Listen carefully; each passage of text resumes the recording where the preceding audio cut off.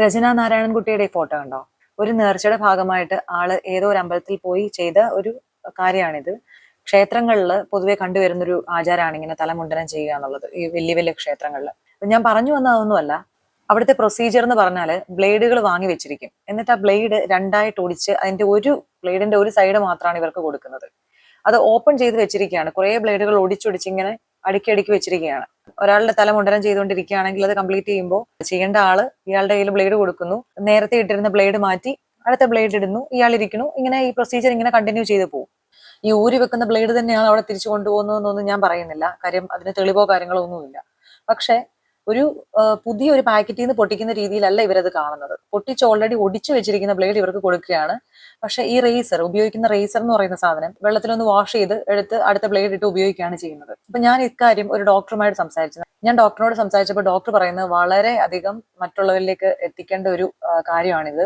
HIV പോലുള്ള മാരകമായ അസുഖങ്ങൾ ഒരാളിൽ നിന്ന് മറ്റൊരാളിലേക്ക് പകരുമ്പോൾ particular amount of drops blood വേണം. പക്ഷേ ഈ ഹെപ്പറ്റൈറ്റിസ് ബി പോലെയുള്ള മാരകമായ അസുഖങ്ങളൊക്കെ പകരണമെങ്കിൽ മൈക്രോ ഡ്രോപ്ലെറ്റ്സ് മതിയായിരിക്കും. നമ്മുടെ കണ്ണിൽ പോലും കാണുന്ന ഒരു അളവിൽ വേണ്ട. ആ കഴുകുന്ന റേസറിൽ ബ്ലഡ് ഉണ്ടോ ഇല്ലയോ എന്നുള്ളത് നമുക്ക് കാണാൻ കഴിയില്ല. കാര്യം എന്തെന്ന് പറഞ്ഞാൽ ഒരാളുടെ തല മുണ്ടനം ചെയ്യുമ്പോൾ എവിടെയെങ്കിലും ഒക്കെ എന്തെങ്കിലുമൊക്കെ സംഭവിക്കും. ഇപ്പൊ നമ്മുടെ നാട്ടിലെ ബാർബർ ഷോപ്പുകളിലാണെങ്കിൽ പോലും ഓൾറെഡി യൂസ് ചെയ്തിരിക്കുന്ന ബ്ലേഡ് മാറ്റിയിട്ട് വീണ്ടും അവർ, എനിക്ക് അറിയില്ല നാട്ടിലൊക്കെ എങ്ങനെയാ ചെയ്യുന്നതെന്നുള്ളത്, പക്ഷെ അത് കർക്കശമായിട്ടും ചെയ്യേണ്ട ഒരു കാര്യമാണ് സാനിറ്റൈസ് ചെയ്യുക എന്നുള്ളത്. അങ്ങനെയൊന്നുമില്ല, ചുമ്മാ വെള്ളത്തിൽ ഇങ്ങനെ മുക്കി പൊക്കി എടുത്തു കഴിഞ്ഞാലൊന്നും ഈ കീടാണുക്കളും രോഗാണുക്കളും ഒന്നും നശിക്കുകയൊന്നുമില്ല. നമ്മുടെ കണ്ണുകൊണ്ട് കാണുന്നില്ലെങ്കിലും ആ റേസറിൽ ഓൾറെഡി മൈക്രോ ഡ്രോപ്ലെറ്റ്സ് ഉണ്ടായിരിക്കും. അത് അടുത്ത ആൾക്ക് യൂസ് ചെയ്യുന്ന സമയത്ത് ഇനി അവിടെ ഒരു വൂണ്ട് ഉണ്ടായാൽ അത് അടുത്ത ആൾക്ക് പകരാനുള്ള സാധ്യത ഉണ്ടെന്നാണ് ഡോക്ടർ എന്നോട് പറഞ്ഞത്.